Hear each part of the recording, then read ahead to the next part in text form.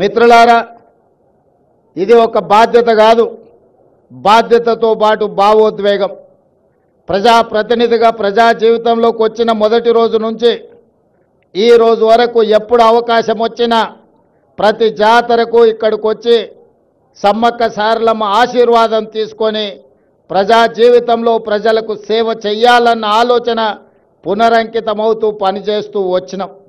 దాదాపుగా ఇప్పటికీ 17-18 సంవత్సరాల నుంచి వరుసగా ఈ ప్రాంతాన్ని సందర్శించుకోవడం, ఈ ప్రాంతం యొక్క అభివృద్ధి గురించి మాట్లాడుకోవడం, ఆనాటి పాలకులకు పెద్దలకు విజ్ఞప్తులు చేయడంతోనే సరిపోయింది. ప్రతిసారి ఎవరినో ఒకరిని అడగడం, వాళ్ళు ఏదో కొంచెము దానం ఇచ్చినట్టుగా ధర్మం చేసినట్టుగా వ్యవహరిస్తే మా జీవితాలకి ఇంతేనేమో అని మేము అనుకునే వాళ్ళం. కానీ 2023 ఫిబ్రవరి 6 నాడు ప్రజాపాలన తీసుకురావాలి, ప్రజల దగ్గరికి వెళ్ళి వారి సమస్యలు తెలుసుకోవాలని ఆలోచన చేసినప్పుడు ఎక్కడి నుంచి ఈ పాదయాత్ర మొదలు పెట్టాలి అని చర్చ జరిగింది. మిత్రులు చాలా రకాలుగా సూచనలు సలహాలు ఇచ్చిండ్రు.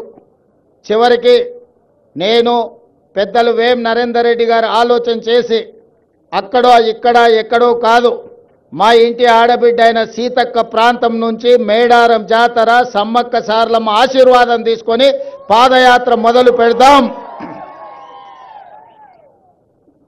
ఒక సంకల్పం తీసుకొని బయలుదేరిన వాళ్ళు ఎవరు చరిత్రలో ఓడిపోలేదు. కాబట్టి ప్రజలకు ప్రజాపాలన అందించాలన్న సంకల్పంతో మనము సమ్మక్క సారలమ్మ ఆశీర్వాదం తీసుకొని బయలుదేరదామని ఆనాడు ఇక్కడి నుంచి పాదయాత్ర మొదలుపెట్టినాం.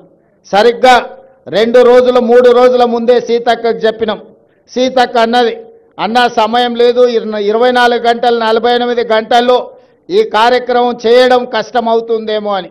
నేనన్నా, అక్క సంకల్పం ఉంటే కార్యక్రమం విజయవంతం అవుతుంది, నువ్వు ఎలాంటి ఆలోచన చెయ్యకు, పనులు మొదలుపెట్టు అని చెప్పి ఆనాడు ఫిబ్రవరి 6, 2023 నాడు ఇదే గద్దెల నుంచి గద్దెల ముందు ప్రణమిల్లి ఖచ్చితంగా ఈ తెలంగాణకు పట్టిన చీడ పీడ విరగడి కలిగిస్తాం, దొరల పాలన నుంచి ప్రజా పాలనకు తీసుకొస్తామని ఇక్కడ వేదిక మీద నుంచి ఆనాడు చెప్పడం జరిగింది. అందుకే మిత్రులారా, ప్రజలు ఆశీర్వదించారు, అవకాశం వచ్చింది. ఈనాడు అభివృద్ధి కార్యక్రమాలు చేయాలన్న సంకల్పంతో ముందుకు వెళ్తున్నాం.